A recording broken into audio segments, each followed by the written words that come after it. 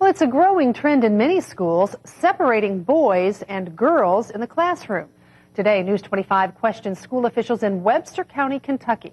News 25's Andrew Kennedy discovered those school administrators believe same-sex classes are working. Andrew?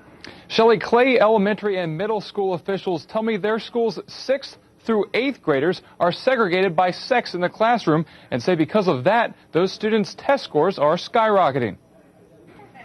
Today, 6th grader Shelby Duncan was hard at work with the rest of her classmates, all of whom were girls. How do you feel about being separated from the boys? I guess I like it because I know I can answer a question without getting made fun of if I get it wrong. Really? Is that right? Do you guys all feel the same way? Yeah.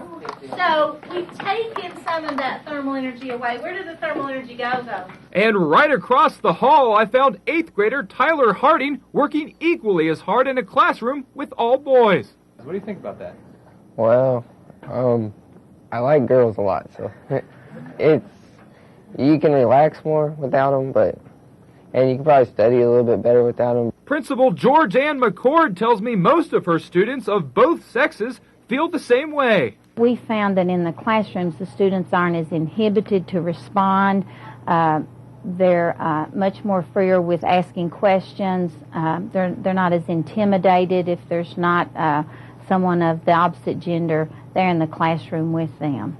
McCord says years ago they researched ways to maximize the potential of this age group. What they say they found was the separation of boys from girls gets rid of one huge distraction with kids during this period of their lives.